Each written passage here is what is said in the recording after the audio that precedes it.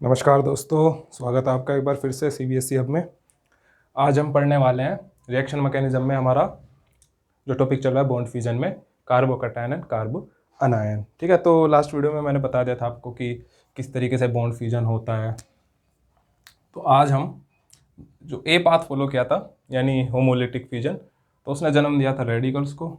और जो B path होगा यानी अगर हेट्रोलाइटिक फ्यूजन हो, इसमें अगर हम एनर्जी लगा दें तो ये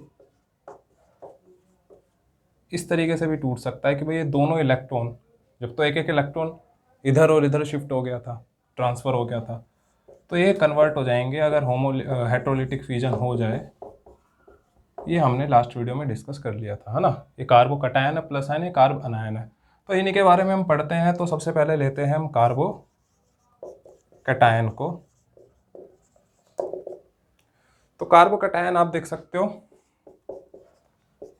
CH3 को अगर मैं लूँ तो इसका तो इनकम्प्लीट ऑक्टेट है, रेडिकल से भी ज़्यादा इनकम्प्लीट ऑक्टेट है क्योंकि इसके 3 ही बॉन्ड हो रहे हैं, तो इसका भी इनकम्प्लीट ऑक्टेट है। जिसका भी इनकम्प्लीट ऑक्टेट होगा वो हाईली अनस्टेबल होगा, मानते हो, क्योंकि वो स्टेबल अपना बॉन्ड पूरा करने की तरफ जा रहा होगा, इसलिए अनस्टेबल। और हाईली अनस्टेबल है तो हाईली रिएक्टिव होगा। तो सेम प्रॉपर्टीज़ हैं इसकी उसकी रेडिकल्स की।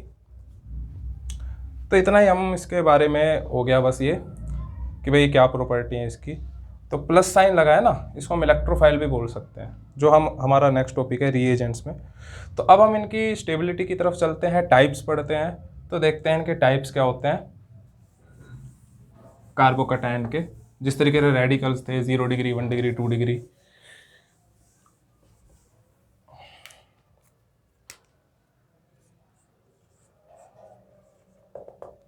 तो टाइप्स क्या क्या हो सकते हैं भाई, कि अभी जो आपने देखा ये क्या होगा 0 डिग्री, जहाँ डॉट लगा था वहाँ प्लस लगा दो। तो मैं सबसे सिंपल ले रहा हूँ, ये आप चेन लंबी कर सकते हो। दिस इज़ 1 डिग्री, एक कार्बन से अटैच है। 2 डिग्री क्या होगा अब आप खुद बना सकते हो। अगर आपको कोई भी दिक्कत है तो आप रेडिकल्स का टॉपिक खोल लो और जहाँ डॉट लगा था यानी इलेक्ट्रॉन लगा था वहाँ प्लस प्लस लगाते जाओ। 2 डिग्री होगा,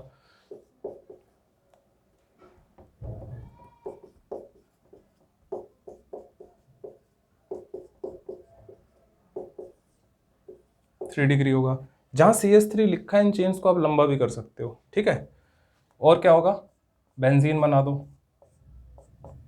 यानी conjugate system, CH2 plus sign, this is benzylic radical, this is benzylic carbon, जो इन सबसे भी ज़्यादा स्टेबल होगा, जस्ट लाइक रेडिकल्स। और ये क्या है, बेंजाइलिक कार्बोकैटायन है, पूरा बेंजाइलिक कार्बोकैटायन है। एक तरह का और सिस्टम होता है जो बच्चे भूल जाते हैं, एलाइलिक।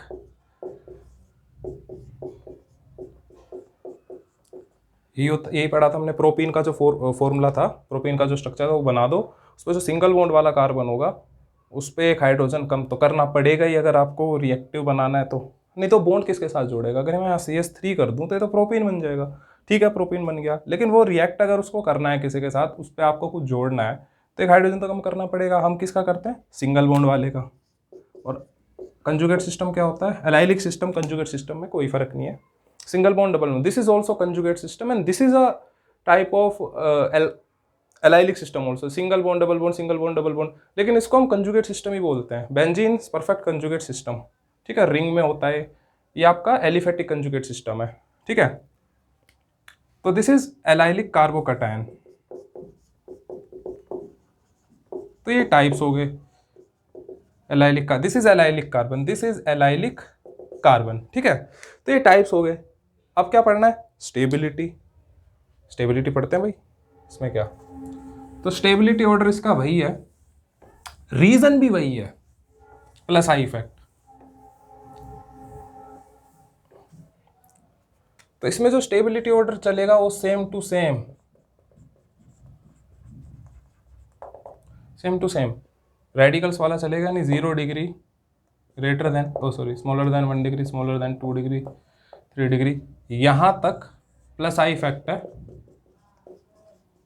मैंने आपको रेडिकल्स में बताया नहीं था, उसकी ज़रूरत थी नहीं, क्योंकि एक और इफेक्ट आएगा, जब तक ये मैं पढ़ा नहीं दूंगा या आप पढ़ नहीं लोगे तब तक आपको अच्छे से क्लियर नहीं होगा। जैसे ये टॉपिक्स आ जाएंगे आपको अच्छे से क्लियर हो जाएगा कि ये स्टेबिलिटी ऑर्डर आखिर आता क्यों है। और फिर benzylic similar to allylic, question में एक ही मिलेगा आपको, ठीक है। इनका रीजन क्या है, इन दोनों ये जीतते क्यों है? देखो बेंजीन में आपने सुना होगा रेजोनेंस होता है, अब ये क्यों जीत रहा है? अरे भाई इसमें भी रेजोनेंस होता है, हम दिखाएंगे आपको कैसे रेजोनेंस होता है। रेजोनेंस सुन के ज़्यादातर बच्चों को क्या दिमाग में आता है कि एरोमेटिक ही होगा, वो बेंजीन ही होगा, है ना, बड़ा कॉमन एग्जाम्पल है ना। सारे रेजोनेंस सिस्टम आपको बना के अच्छे से समझा के दिखाऊंगा, आप देखिएगा, और बिल्कुल एक एक चीज़ आपको समझ आएगी, कोई दिक्कत नहीं होगी, क्योंकि मैं आपको ऐसी ऐसी ट्रिक्स बता दूंगा कि आपका क्वेश्चन गलत ही नहीं होगा, ठीक है। लेकिन प्रैक्टिस तो आपको करनी पड़ेगी, ऐसा नहीं है कि मैंने बता दिया और आप बस हो गया, ऐसा नहीं होता है, आप भी जानते हो। तो this is the stability order, यहाँ तक प्लस आई इफेक्ट है, same for radicals, this is for carbocation, ठीक है। ये किसका स्टेबिलिटी ऑर्डर है? कार्बोकैटायन का। अब हम चलते हैं अपना कार्बन आयन के बारे में, यहीं तक छोड़िए इसको। यूज इसका कैसे हो सकता है? इलेक्ट्रोफिलिक एडिशन रिएक्शन में हो सकता है, उसकी भी जरूरत नहीं है, ठीक है, उसकी भी कोई ऐसी खास जरूरत है नहीं एडिशन रिएक्शन में, ठीक है। अब हम चलते हैं अपने नेक्स्ट टॉपिक पे, that is carb anion. Carbon anion नहीं बोलते हैं इसको, कार्बन आयन ही बोलते हैं। हाँ, तो भाई इसके टाइप्स पढ़ लेते हैं पहले। टाइप्स यहीं पे मैं स्टेबिलिटी ऑर्डर भी बता देता हूँ,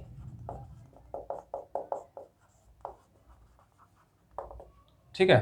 तो भाई याद करो, दिस इज फॉर बेंजाइलिक और एलाइलिक हमेशा जीतेंगे, क्योंकि उनमें रेजोनेंस है। रेजोनेंस प्लस आई या माइनस आई से तगड़ा आपका स्टेबिलिटी को डिटरमाइन करता है, ठीक है। Plus I effect temporary effect होता है, रेजोनेंस भी एक टेम्पररी इफेक्ट ही है, वापस वैसा स्ट्रक्चर बन जाता है जब हम रेजोनेंस पढ़ेंगे, मगर वो स्टेबिलिटी को ज़्यादा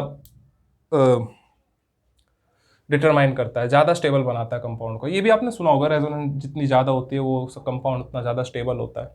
स्टेबल का मतलब है कि वो एग्जिस्ट करे ज़्यादा से ज़्यादा। तो इसका स्टेबिलिटी ऑर्डर भी साथ साथ देख लो, ये उल्टा हो जाएगा बस। ये कार्बोकैटायन था, प्लस का था, हम किसका पढ़ने जा रहे हैं? कार्बन आयन का। ये उल्टा हो जाएगा, तो ये आपको ध्यान रखना है, ये आपको ध्यान रखना है कि भाई कार्बोकैटायन और रेडिकल्स का, ये रेडिकल्स मैंने बनाया, इनका सेम है। सेम मतलब 0 डिग्री हारेगा, फिर 1 डिग्री, फिर 2 डिग्री, फिर 3 degree. 3 degree is most reactive या most stable, and in carbanion 3 degree हारने वाला है। तो मैं साथ के साथ इनके स्ट्रक्चर भी बना देता हूँ। सबसे सिंपल 3 डिग्री क्या होगा भाई? एक कार्बन से 2 CH3 लगा दो, उस पर माइनस साइन लगा दो। प्रॉपर्टीज देख लेंगे, प्रॉपर्टी यहाँ देख लेते हैं इनकी, मान लो अगर, चलो पहले स्टेबिलिटी देख लेते हैं। दिस इज सिंपल, एक हाइड्रोजन लगा दो, this is 3 degree, this is 2 degree, फिर क्या आएगा भाई? 3 डिग्री और 2 डिग्री, फिर 1 डिग्री। ये चेन आप लंबी कर सकते हो, कोई दिक्कत नहीं है। This is 1 degree and this is 0 degree. और फिर क्या आएंगे? फिर क्या आएंगे भाई? फिर क्या आएगा? सब में बेंजाइलिक जीतेगा सिमिलर टू एलाइलिक। इनको आप हरा नहीं सकते क्योंकि इनमें रेजोनेंस है, दोनों में रेजोनेंस है। जब हम इलेक्ट्रॉन मूवमेंट में आपको बता दूंगा तब आपको एकदम क्लियर हो जाएगा कि एलाइलिक क्यों जीतता है, और जब हम रेजोनेंस पढ़ लेंगे तब आपको अच्छे से समझ आ जाएगा कि बेंजाइलिक क्यों जीतता है, हारता क्यों नहीं है। लास्ट में होगा बेंजाइलिक भाई, ठीक है। तो और स्टेबिलिटी ऑर्डर तो भाई रटा होना चाहिए, ये भाई हमेशा जीतेंगे जीतेंगे, इसमें कोई शक नहीं।